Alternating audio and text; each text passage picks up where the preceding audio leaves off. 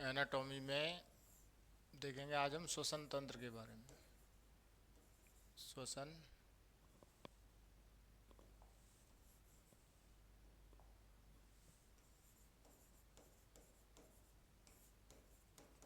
तंत्र की संरचना।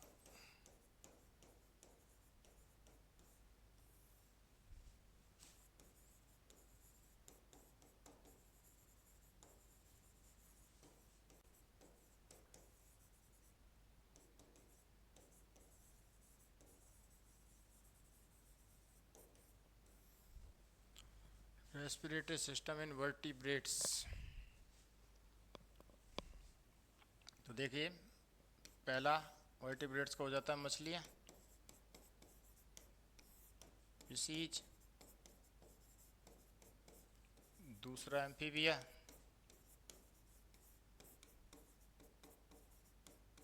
उभयचर। तीसरा हो गया रेप्टिलिया, ये हो गया सरीसृप, सरीसृप वर्ग। चौथा है बीज, पक्षी वर्ग। और पांचवा होगा मैमेलिया, स्तनधारी। सबसे एडवांस में देखें या फिर सबसे प्रारंभ में, तो प्रारंभ से चलते हैं। देखिए, मछलियों में क्या होते हैं? क्लोम होते हैं,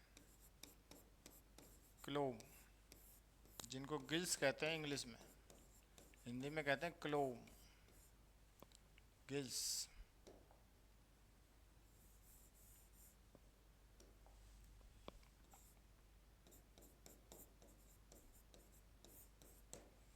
एम्फीबिया, एम्फीबिया उभयचर प्राणी, त्वचा के द्वारा भी श्वसन करते हैं। त्वचा प्लस फेफड़े, जल से बाहर आए तो फेफड़े विकसित हो गए। भाई जल में रहते हैं तो फेफड़ों की आवश्यकता ही नहीं। जल में जब रहेंगे तो निश्चित है, जलीय आवास जब जलीय है तो फेफड़ों में तो पानी भर जाएगा, ठीक है। तो इसलिए होते ही नहीं है, होते नहीं है तो त्वचा पर विशेष संरचनाएं होती हैं जिन्हें कहते हैं क्लोम, क्लोम या गिल्स। उनके द्वारा जल में घुली हुई ऑक्सीजन को विसरण विधि के द्वारा अवशोषित कर लेते हैं, ठीक है। अब जब जल से बाहर आए, कुछ समय स्थल पर रहने लगे प्राणी, जब स्थल पर रहने लगे तो निश्चित है स्थल पर श्वसन क्रिया विसरण विधि द्वारा तो हो नहीं सकती, या फिर इनके अंदर कुछ विशेष अंग विकसित हो गए और वो अंग थे फेफड़े, ठीक है। तो त्वचा के द्वारा श्वसन करते हैं जल में और फेफड़ों के द्वारा श्वसन करते हैं स्थल पर। अब आ जाते हैं रेप्टिलियंस में। रेप्टिलियंस में भी फेफड़े, फेफड़ों के द्वारा श्वसन करते हैं। इनमें जलीय श्वसन नहीं है, हालांकि कुछ रेप्टिलियंस हैं जो जलीय श्वसन भी करते हैं लेकिन अपवाद स्वरूप हैं। एवीज, ये भी विकसित हैं, केवल फेफड़ों के द्वारा श्वसन है, फेफड़ों के द्वारा। और मैमेलियंस, ये भी फेफड़ों के द्वारा श्वसन होता है।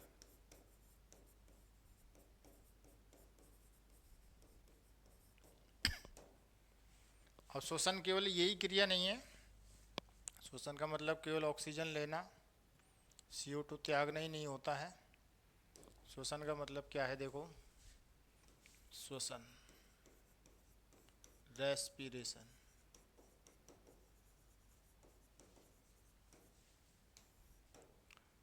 Take O2, take O2 and release CO2, और ब्रेक डाउन ऑफ ग्लूकोज।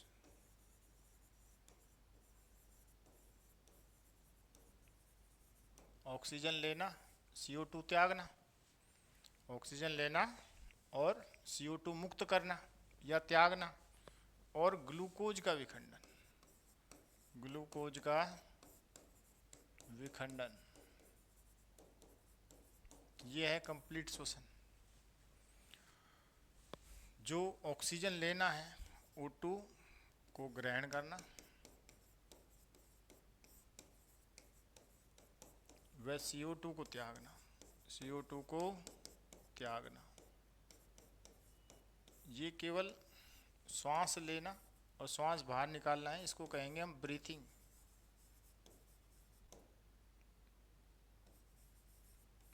ठीक है, श्वास लेना और श्वास निकालना, इनहेलेशन एक्सहेलेशन, जिसे निःश्वसन और उच्च श्वसन भी कहते हैं।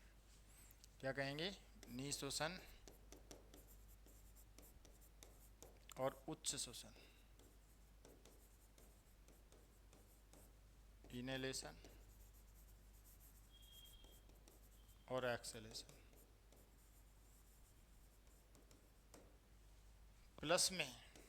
प्लस में ग्लूकोज का विखंडन है, ग्लूकोज का टूटना है,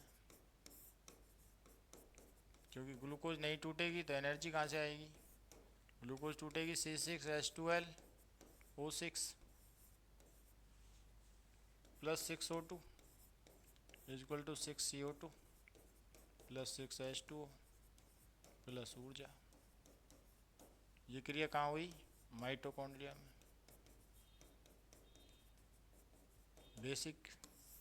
बेसिक रिएक्शन है, सबको याद होनी चाहिए। श्वसन क्रिया मुख्य रूप से क्या है? ग्लूकोज का टूटना है। देखिए ये ग्लूकोज है C6H12O6, ऑक्सीजन के प्रेजेंस में टूट रहा है, ऑक्सीजन के एब्सेंस में भी ग्लूकोज टूटता है। ऐसा नहीं है कि श्वसन ऑक्सीजन के प्रेजेंस में नहीं होता है, अवायवीय श्वसन होता है, अनॉक्सी श्वसन होता है, जिसमें ग्लूकोज एथेनॉल में टूटता है, या कम ऑक्सीजन के प्रेजेंस में भी ग्लूकोज टूटता है। जब कम ऑक्सीजन के प्रेजेंस में ग्लूकोज टूटता है तो लैक्टिक एसिड बनता है, जैसे हमारी मसल्स में, हमारी पेशीय कोशिकाओं में क्या बनता है? लैक्टिक एसिड बनता है। ठीक है, तो ये श्वसन क्रिया है। अब श्वसन कहाँ हो रहा है? वर्टिब्रेट्स में। भाई सभी में हो रहा है। श्वसन तो एक मूलभूत लक्षण है, श्वसन जीवों का एक मूलभूत लक्षण है।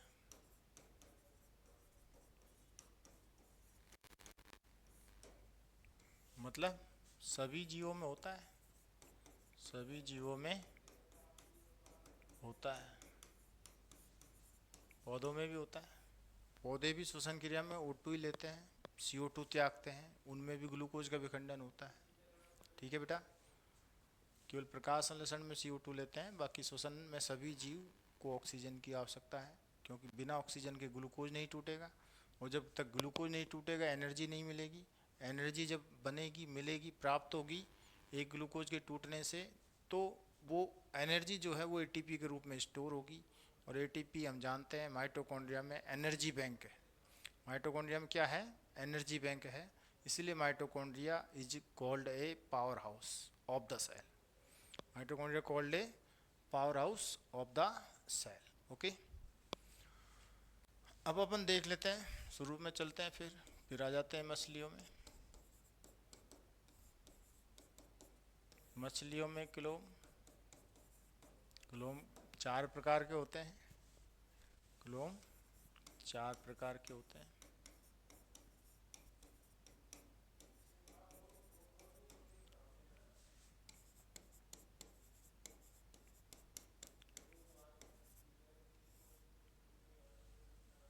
साइक्लोइड है, प्लेकोइड है, सामान्य है, वह विशिष्ट है। 4 तरह के क्लोन है। Cycloid clone, placoid clone. आपने पढ़ा है कि जो पिसीज होता है, पिसीज जो वर्ग होता है, महावर्ग है। कैसा वर्ग है? महावर्ग है। इसके 2 वर्ग होते हैं, एक होता है कॉन्ड्रिक्थीज, एक होता है ऑस्ट्रिक्थीज।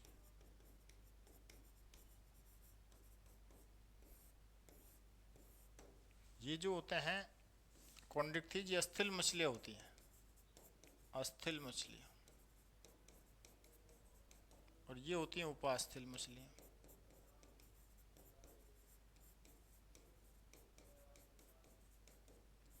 ये जो है क्लोम दोनों में है, दोनों में क्लोम विकसित है। तो तुलनात्मक रूप से हम देखें तो क्लोम विकसित होते हैं, और क्लोम एक प्रकार से फेफड़ों की प्रारंभिक संरचना है, इनिशियली संरचना है। तो फेफड़े की स्टार्टिंग है, ठीक है बेटा। तो आगे चलकर ये विकसित हुए, आगे चलकर जैसे ही स्थल में आए तो स्थल में विशेष अंगों की आवश्यकता हुई, तो क्लोम विकसित हो गए फेफड़े नामक संरचना में। तो आगे चलें,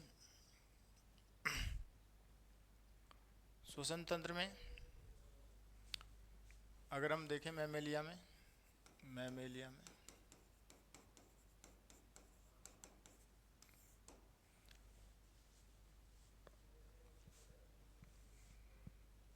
तो वही है इसी प्रकार से देखो।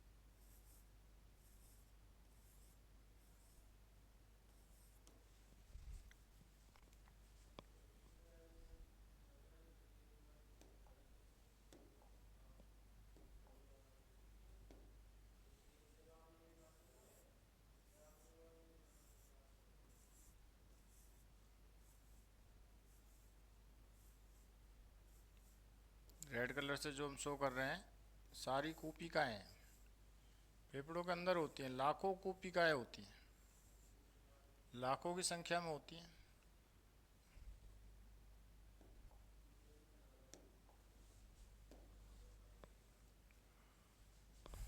यहाँ पर हम हार्ट को भी दिखा देते हैं छोटा सा।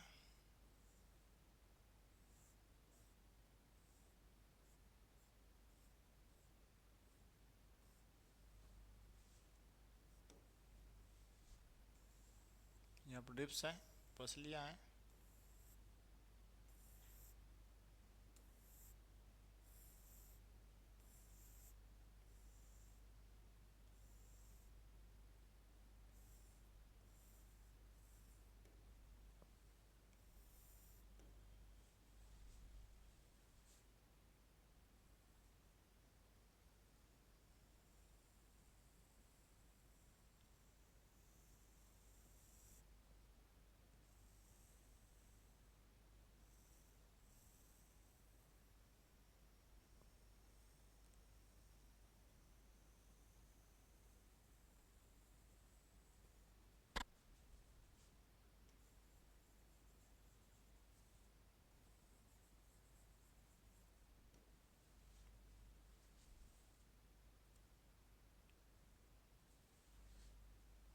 तो श्वसन मार्ग है और भोजन नली वाला मार्ग है वो सेम होता है, लेकिन आगे चलकर विभाजित हो जाता है।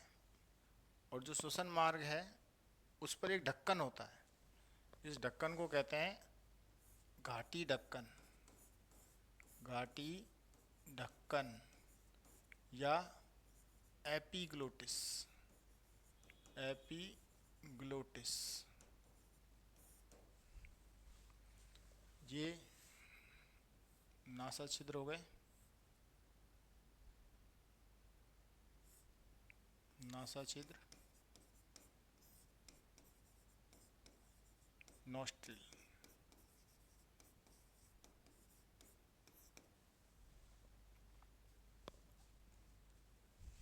मुख हुआ,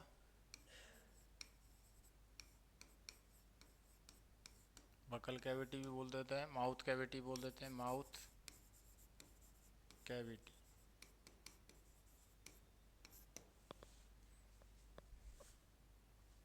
ये पसलियाँ हैं, पसलियाँ, इनको कहेंगे रिब्स। पसलियों का पूरा पिंजरा है, परसू का पिंजर,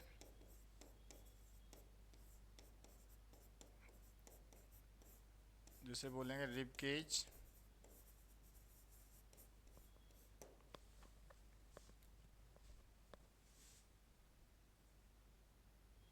ये बाहरी भाग हो गया और ये आंतरिक भाग है, फेफड़े, लंग्स। ये तो कवरिंग हो गई, उपकला, त्वचीय आवरण, त्वचीय आवरण। ये नली आ रही है, श्वास नली, यहाँ पर कंठ है, ये देखिए,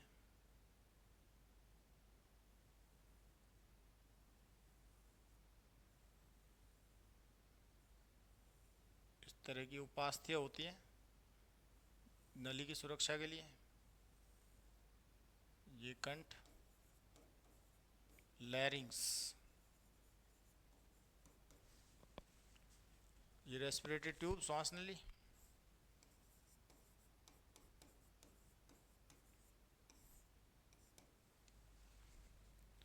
आगे ये श्वास नली दो भागों में बट रही है, एक ये, एक ये, एक दाएं फेफड़े में जा रही है, इधर हो जाएगा, ये हो जाएगा बायां फेफड़ा, ये बायां लंग्स, बायां,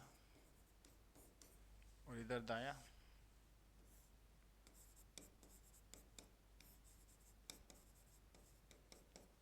तो एक नली इधर जा रही है और एक ये है, एक ये है।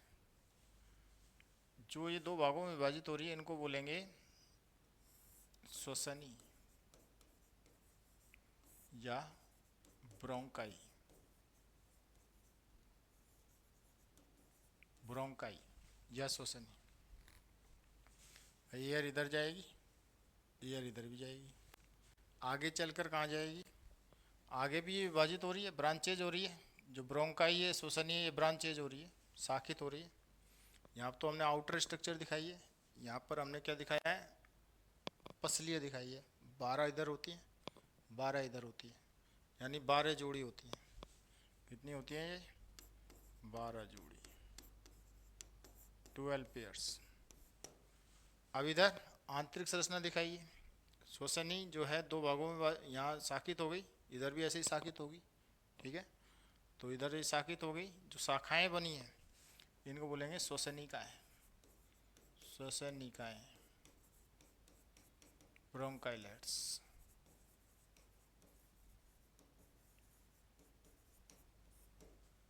ये कूपिकाएं,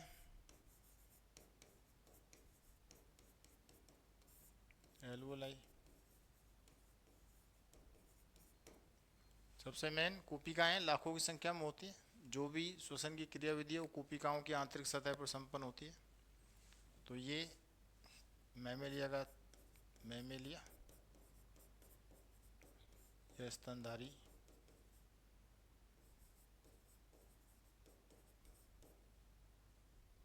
प्राणियों का श्वसन तंत्र है। यहाँ विशेष डिफरेंस नहीं होता है सभी प्राणियों में, केवल आकार का डिफरेंस हो जाता है। श्वास नली बड़ी होगी, लंबी होगी, या फिर फेफड़े का आकार, आंतरिक अंगों जो अंग हैं उनकी संरचना में परिवर्तन आ जाएगा। बाकी सेम होता है, बाकी संरचनाएं सेम होती है। ये नहीं कि जो और स्तनधारी प्राणी है उनमें फेफड़े नहीं है, ठीक है, या फेफड़े भाई आकार छोटा बड़ा हो सकता है, सभी प्राणियों के आकार में बदलाव आ सकता है। भाई श्वास नली सब में है, नासा छिद्र है, मैमेलिया है, क्या है, मैमेलिया है। Good afternoon Anjali Yadav. तो बेटा देखो सभी में नासा छिद्र होते हैं, नासा छिद्रों के द्वारा स्तनधारी प्राणी हैं। मोस्टली जो स्तनधारी प्राणी स्थलीय प्राणी हैं, हालांकि स्तनधारी प्राणी जलीय प्राणी भी है, जैसे ब्लू व्हेल है। स्तनधारी प्राणियों में बैट भी आता है, चमगादड़ भी आता है, लेकिन वो अपवाद स्वरूप है। डॉल्फिन भी है जो जल में रहती है, ठीक है, वो भी एक स्तनधारी वर्ग के अंतर्गत रखा गया है। लेकिन 99% जो स्तनधारी प्राणियों का जो आवास है वो स्थल है, और स्थल पर जो है सभी में जो श्वसन के प्रमुख अंग होते हैं वो फेफड़े होते हैं। सभी में जो श्वसन के प्रमुख अंग हैं वो फेफड़े हैं। तो यहाँ पर देखो वायु यहाँ से प्रवेश करेगी, या तो नासा छिद्रों से प्रवेश करेगी या फिर मुख गुहा से प्रवेश करेगी। जो नासा छिद्र है, नासा छिद्र में दो संरचनाएं होती हैं। एक तो होते हैं नासा रोम, नासा रोम, एक आंतरिक सतह पर म्यूकस झिल्ली होती है, श्लेष्मा ग्रंथि, श्लेष्मा ग्रंथि है। श्लेष्मा या म्यूकस का स्राव करती है, श्लेष्मा या म्यूकस का स्राव करती है, ठीक है। तो ये जो म्यूकस है और नासारोम है, ये मिट्टी धूल के कणों को, कार्बन के कणों को, या फिर जो छोटे सूक्ष्म जंतु होते हैं उनको अंदर जाने से रोकते हैं।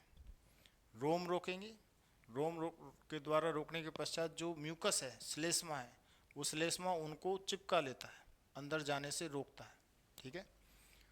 तो श्लेष्मा का महत्वपूर्ण कार्य है, श्लेष्मा स्रावित होगा और श्लेष्मा मिट्टी धूल के कणों को और जो सूक्ष्म प्राणी होते हैं, सूक्ष्म जंतु होते हैं, सूक्ष्म जीव है, उनको रोक लेता है नासा छिद्रों से जब वायु प्रवेश करेगी। अगर यही वायु मुख गुहा से प्रवेश करे तो सीधे चले जाएंगे, कोई रोक टोक नहीं है, क्योंकि वहाँ न तो कोई रोम है, मुख गुहा है, मुख गुहा में कोई रोम नहीं होते, सारे स्तनधारी प्राणियों में नहीं होते, अंदर मुख के अंदर रोम नहीं होते, नासा छिद्रों में होते हैं। तो नासा छिद्रों से जो वायु जाती है वो फिल्टर होकर जाती है। नासा छिद्रों से जो वायु जाएगी वो कैसी जाएगी, लगभग 50% तो फिल्टर होके जाती है। तो सहयोग प्रदान करते हैं, रोमों का विशेष योगदान है। स्तनधारी प्राणियों में, सभी प्राणियों में रोमों का विशेष योगदान होता है। जो रोम हैं ये स्तनधारी प्राणियों के ही पाए जाते हैं। आप देखोगे पिसीज में, मछलियों में, या फिर रेप्टिलियंस में, या फिर एम्फीबियंस में, या फिर एवीज में, कहीं पर रोम नहीं है। रोम विशेष लक्षण है। रोम जो होते हैं हेयर्स हैं, इंटरनली हैं, आउटर स्ट्रक्चर्स हैं। जैसा आपने देखा था स्टार्टिंग के चैप्टर में, आपको बताया अध्यावरणी तंत्र में बताया था कि अध्यावरणी तंत्र की प्रमुख संरचनाएं हैं रोम। और जो रोम का जो भाग है जो दिखाई देता है उसे रोम कांड कहते हैं। रोम की मूल संरचना तो अंदर होती है, उपकला ऊतक में, सजीव कोशिकाओं में उसकी जड़ होती है, ठीक है। तो जो रोम है विशेष संरचना है मैमेलिया के अंदर, और मैमेलिया में बहुत सी क्रियाओं में ये सहयोगी प्रदान कर रहा है, क्योंकि स्तनधारियों में तापमान का नियमन होता है, टेम्परेचर का नियमन होता है, तापमान नियमित रहता है, स्थिर रहता है। तापमान तो पक्षियों का भी निश्चित रहता है, एवीज वर्ग में भी तापमान निश्चित रहता है, समतापी प्राणी है। लेकिन प्राणियों के स्तनधारी प्राणियों में ये जो रोम है ये विशेष योगदान देते हैं तापमान के नियमन में। जैसा आप देखोगे स्तनधारी प्राणियों में जैसी सर्दी आती है तो उनके रोम, त्वचीय रोम बढ़ जाते हैं। क्यों बढ़ते हैं, क्योंकि सर्दी से उनको अवरोधन प्रदान करने के लिए, त्वचा को अवरोधक प्रदान करने के लिए। तो रोमों का विशेष योगदान है सभी स्तनधारी प्राणियों में। फिर एयर अंदर आ जाती है, एयर अंदर जाएगी। ये जो घाटी ढक्कन है ये खुला रहता है, हमेशा हमेशा खुला रहता है। केवल कब बंद होगा, जब भोजन ग्रहण किया जाएगा। जब भोजन ग्रहण किया जाएगा तब ये जो घाटी ढक्कन है ये श्वास नली के ऊपर आ जाता है, ठीक है। भोजन के कणों को श्वास नली में जाने से रोकता है, भोजन के कणों को श्वास नली में अंदर जाने से क्या करेगा, ये रोकेगा, स्टॉप करेगा। अगर भोजन के कण श्वास नली में चले जाते हैं तो फिर फेफड़ों में जाएंगे, निश्चित है। श्वसनिकाओं में जाएंगे, श्वसनिकाओं से कहाँ जाएंगे, फेफड़ों में जाएंगे। और फेफड़ों में हम जानते हैं वायु तो जाती है, वायु के अंदर बैक्टीरिया भी होता है, वायु के अंदर फंजाई भी होता है, वायु के अंदर मिट्टी धूल के कण भी होते हैं, कार्बन के कण भी होते हैं, ठीक है। अनावश्यक गैसें भी होती हैं, अन्य गैसें, अदर गैसें भी होती हैं, CO2 भी है। सब कुछ बैक्टीरिया को वहीं मिलेगा, क्योंकि वायु तो जा रही है, वायु में बैक्टीरिया है। बैक्टीरिया को अनुकूलित माध्यम मिलेगा तो निश्चित है वो इन्फेक्शन करेगा, निश्चित है क्या करेगा, संक्रमण करेगा, इन्फेक्शन करेगा, फेफड़ों में इन्फेक्शन होगा, या फिर श्वसन क्रिया भी रुक सकती है अगर भोजन के कण चले जाते हैं। तो इसलिए गाठी ढक्कन क्या करेगा, द्वारपाल है, गेट कीपर है, और भोजन के कणों को जाने से रोकता है। जैसे ही भोजन आता है श्वास नली को ढक देता है, बंद कर देता है, भोजन आराम से भोजन नली में चला जाता है, ठीक है। इसके पास में ही भोजन नली, यहाँ देखें ये इस तरीके से है। अगर हम भोजन नली को शो करें तो ईसोफेगस जैसा अपन ने देखा था ऐसे जा रही है,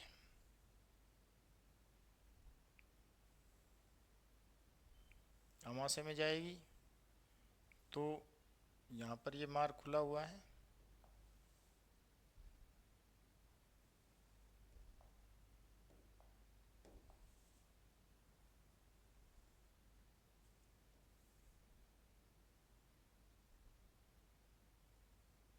ये गाठी ढक्कन आ गया, इस पर भोजन सीधा चल जाएगा।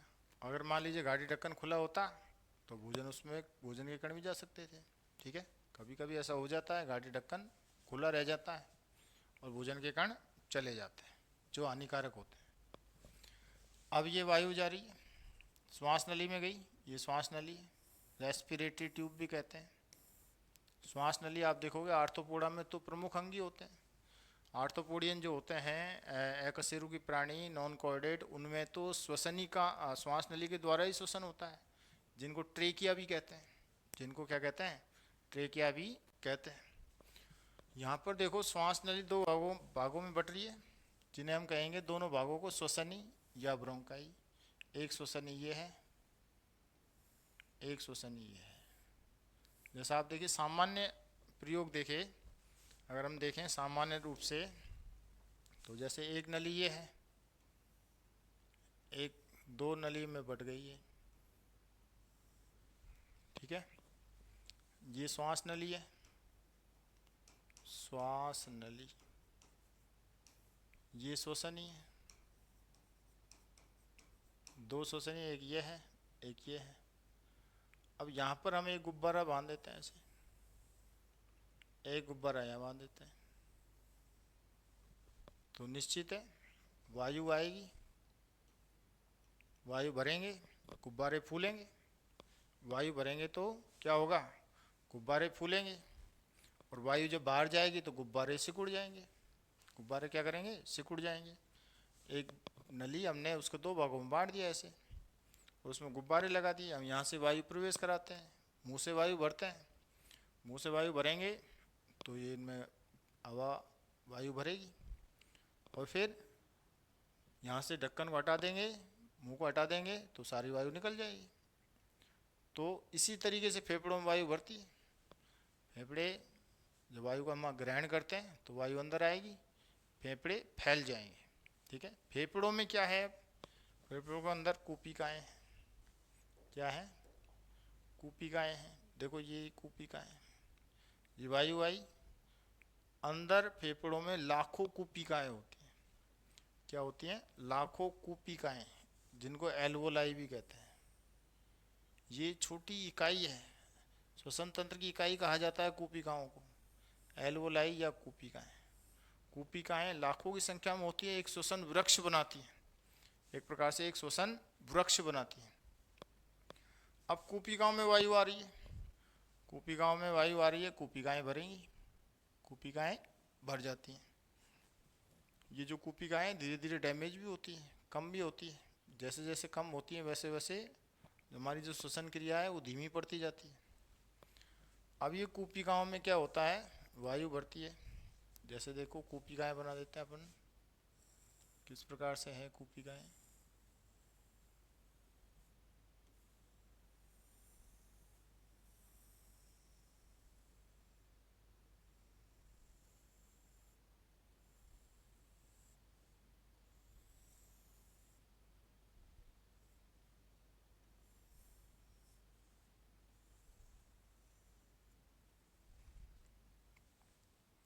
ये कूपिका है, ये बड़ी, ये छोटी। यहाँ पर हमने एक कूपिका को बड़ा दिखाया है। ये कूपिका है, ये भी कूपिका है। तो कूपिकाएं आपस में मिलकर एक बड़ा श्वसन वृक्ष बनाती है, इसे बोलेंगे श्वसन वृक्ष। रेस्पिरेटरी ट्री, रेस्पिरेटरी ट्री, श्वसन वृक्ष। ये जो कूपिकाएं होती हैं, इनमें जो इनर लेयर है, आंतरिक सतह, ये आंतरिक सतह है।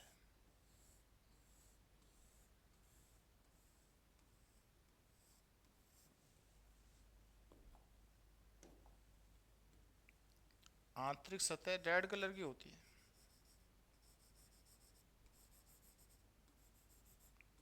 क्यों है रेड कलर की? क्योंकि लाल रंग का वर्णक है यहाँ पर, लाल रंग का पिगमेंट है, वर्णक है। उस वर्णक का नाम है Hb। क्या है? Hb, haemoglobin. हीमोग्लोबिन किस में है ये आरबीसी में है, आरबीसी है यहाँ। और आरबीसी में क्या है? Hb है। हम जानते हैं कि रक्त के अंदर 99% जो कणिकाएं होती हैं वो आरबीसी होती हैं। रक्त के अंदर 99% जो कणिकाएं होती हैं वो कौन सी होती हैं? आरबीसी होती हैं। भाई रक्त में 45% रक्त कणिकाएं हैं, 55% प्लाज्मा है। तो 45% जो रक्त कणिकाएं उनका 99% भाग आरबीसी है। 1% में प्लेटलेट्स और डब्ल्यूबीसी होती हैं। अब उन आरबीसी के अंदर केंद्रक तो होता नहीं है, आरबीसी में एचबी होता है, हीमोग्लोबिन वर्णक। ये एचबी वर्णक जो होता है ये लाल रंग प्रदान करता है। एचबी के निर्माण के लिए आयरन कंपलसरी होता है, Fe या आयरन। तो आयरन युक्त भोजन हम इसलिए करते हैं कि एचबी बने। एचबी जितना बनता है रक्त उतना ही ज़्यादा होगा। एचबी की कमी रक्त की कमी, एचबी की अधिकता रक्त की अधिकता। एचबी ज़्यादा आरबीसी ज़्यादा, एचबी कम आरबीसी कम। भाई एचबी आरबीसी के अंदर ही है, तो आरबीसी कम होगी तो निश्चित है एचबी कम होगा। जब एचबी ज़्यादा होगा तो निश्चित है आरबीसी भी ज़्यादा है। तो ये जो एचबी है, हीमोग्लोबिन पिगमेंट, ये क्या करता है? ये गैसों का परिवहन करता है। इसका प्रमुख कार्य है गैसों का परिवहन, ट्रांसपोर्टेशन ऑफ एयर, गैसेज। अब एयर आ रही है, देखिए ये एयर आ रही है, इधर भी गई, यहाँ पर आ गई। एयर यानी वायु, ठीक है। वायु, वायु की बात कर लेते हैं हम। वायु जानते हैं हम, वायु का संगठन क्या है? वायु में 78% तो N2 है, 21% O2 है, 1% में अदर गैसें हैं। अदर गैसों में CO2 है, NO2 है, NO3 है, SO2 है, H2S है, और भी अदर गैसें। प्लस में सूक्ष्म जीव भी है। सूक्ष्म जीव जो दिखाई नहीं देते एयर में है, जीवाणु है, कवक है। जीवाणु कवक सर्वत्र व्याप्त है, सभी जगह पाए जाते हैं। जीवाणु कवक वो होते हैं जो सभी जगह पाए जाते हैं, सर्वत्र व्याप्त है। तो देखो बेटा, एयर के अंदर कितनी सारी चीज़ें, एयर के अंदर ये सारी चीज़ें, हम सांस ले रहे हैं, सांस तो लेंगे ही, निश्चित है, मूलभूत लक्षण है। सांस नहीं लेंगे मर जाएंगे। सभी स्तनधारी प्राणी स्थल पर रहते हैं। स्तनधारी प्राणी स्थलीय प्राणी है, ठीक है। रेप्टिलियन प्राणी भी फेफड़ों के द्वारा श्वसन करते हैं। इधर पिसीज हैं, सभी पक्षी फेफड़ों के द्वारा श्वसन करते हैं, तो निश्चित सभी एयर ग्रहण करते हैं, तो एयर के अंदर ये सारी चीज़ें। अब ये वायु गई अंदर, एचबी क्या करेगा? एचबी इसमें से ऑक्सीजन को अवशोषित करेगा, बाकी और चीज़ें तो काम की है ही नहीं। एचबी क्या करेगा? ऑक्सीजन को अवशोषित करेगा, बाकी जो है वो वहीं रहेंगे। ठीक है, अगर वो ज़्यादा है देखिए जैसे 1% में कार्बन मॉलिक्यूल या कार्बन आइटम ज़्यादा है, वायु प्रदूषित गैसें ज़्यादा है। वायु प्रदूषित गैसें जैसे CO2 है, NO2 है, SO2 है, कार्बन के कण हैं, मिट्टी धूल के कण हैं, तो वो तो निश्चित जमा होंगे, एल्वोलाई में जमा हो जाएंगे। या उससे पहले आपने देखा कहाँ से आ रही है वायु, देखिए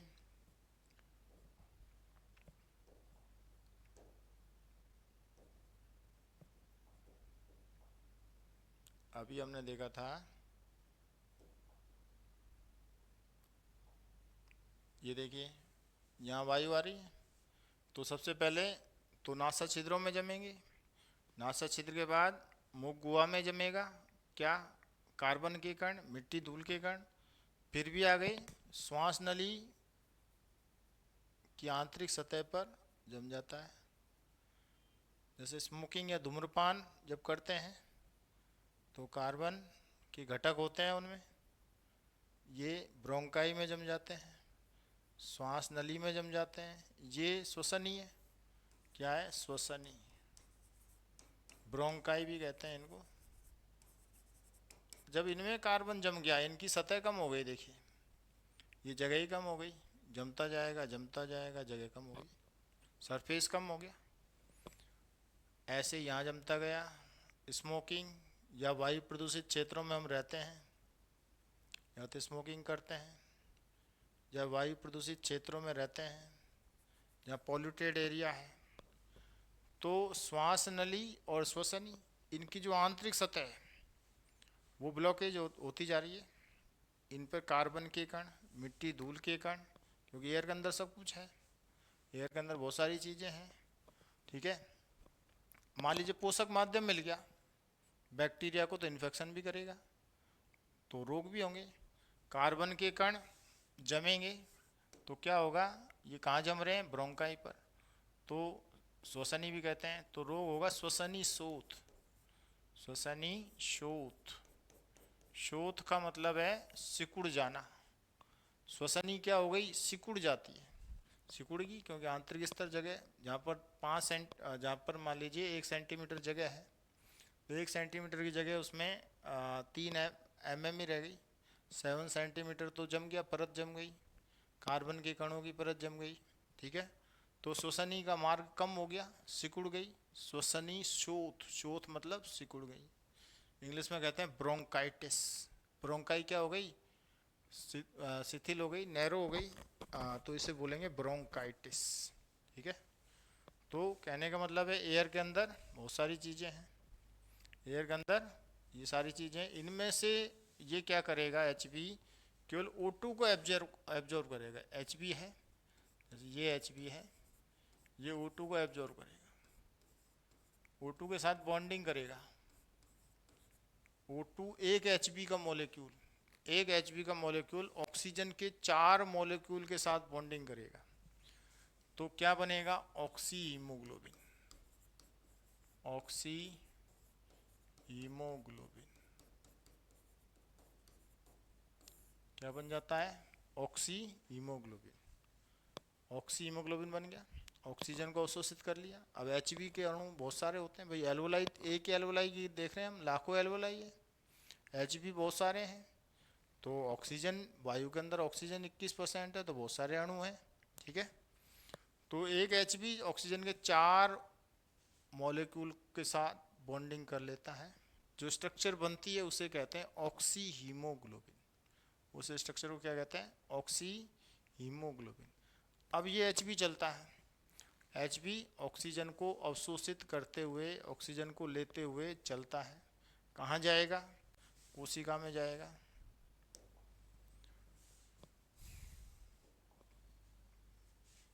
देखिए ये कोशिका,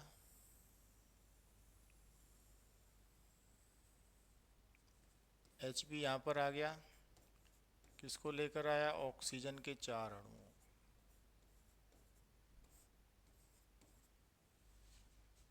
ऑक्सी हीमोग्लोबिन है। यहाँ पर पहले से आई हुई है ग्लूकोज C6H12O6। कैसे आई है, पहले पोषण हुआ, भोजन ग्रहण किया, पोषण के बाद पाचन हुआ, पाचन के बाद अवशोषण हुआ। वही विकसित प्राणियों में तो ये तीनों क्रियाएं होती हैं। जो प्राणी विकसित नहीं है उनको अपन पढ़ ही नहीं रहे, हम पढ़ रहे हैं विकसित प्राणी, वर्टिब्रेट्स। ठीक है, हमारा क्या उद्देश्य है, वर्टिब्रेट्स जो विकसित प्राणी हैं उनका तुलनात्मक अध्ययन कर रहे हैं।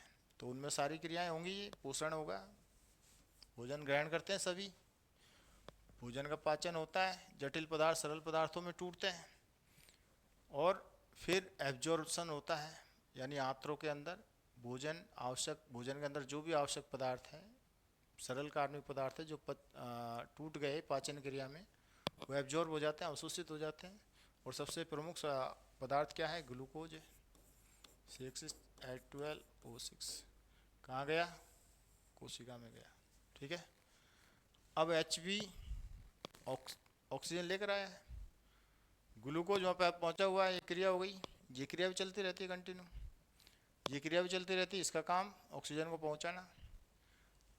अब ये ऑक्सीजन को छोड़ देगा, यहाँ ऑक्सीजन को छोड़ देगा, ऑक्सीजन क्या करेगा, C6H12O6 + 6O2।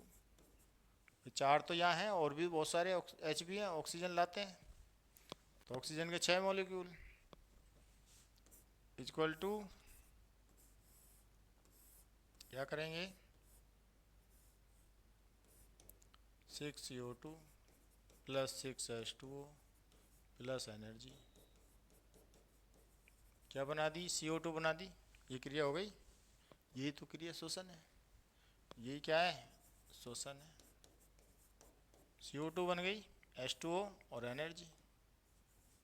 ठीक है, क्या बन गई, एनर्जी स्टोर हो जाएगी ATP के फॉर्म में माइटोकॉन्ड्रिया में, यहीं पर माइटोकॉन्ड्रिया है, ये कोशिका है, यही माइटोकॉन्ड्रिया है, एनर्जी स्टोर हो गई। H2O है, H2O तो जैविक क्रियाओं में काम आ जाता है, सभी जैविक क्रियाओं में उपयोगी H2O, उत्तम विलायक है, सर्वोत्तम विलायक है, उपापचय क्रियाओं में उपयोग में आता है। CO2, CO2 फ्री है, CO2 का कोई काम नहीं है, CO2 फ्री है। Hb ने O2 तो छोड़ ही दी, O2 काम आ गई, अब O2 तो काम आ गई, O2 का उपयोग हो गया। अब Hb क्या करता है, ये जो CO2 बनी है इसके साथ बॉन्डिंग कर लेगा, यहीं कोशिका के अंदर,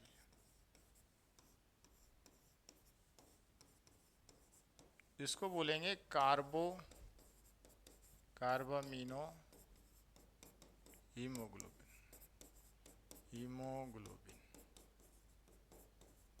CO2 ने कर ली, वो Hb ने कर ली CO2 के साथ बॉन्डिंग, कार्बामिनो हीमोग्लोबिन बन गया। अब ये चलता है वापस कहाँ आ गया, इधर आ जाता है एल्वोलाई में, यहाँ आकर कौन सी थी एल्वोलाई अपनी, देखो ये रही, Hb आ रहा है, Hb लेकर गया था, अब Hb आकर यहाँ इसको छोड़ देता है, O2 को तो लेकर गया था, तो लेकर गया वहाँ उपयोग में आ गई, तो इसको इरेज कर देते हैं। अब Hb कहाँ आया है, क्या लेकर आया, देखिए CO2 को, Hb CO2 को लेकर आया,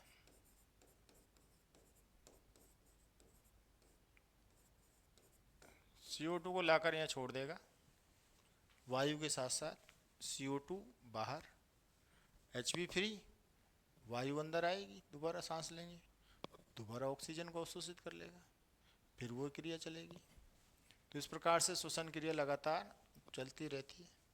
ठीक है, तो केवल O2 ग्रहण करना, CO2 त्याग नहीं, श्वसन नहीं है। मुख्य श्वसन क्या है, ग्लूकोज का विखंडन, मुख्य श्वसन क्या है, ग्लूकोज का विखंडन, तो ग्लूकोज का टूटना, ये that is fragmentation of glucose, breakdown of glucose, glucose का टूटना, ग्लूकोज का विखंडन, मुख्य क्रिया ये है। ठीक है, कहाँ होती है? माइटोकॉन्ड्रिया, माइटोकॉन्ड्रिया में संपन्न होती है। ठीक है बेटा, नेक्स्ट कल देखेंगे। Okay Anjali, good afternoon.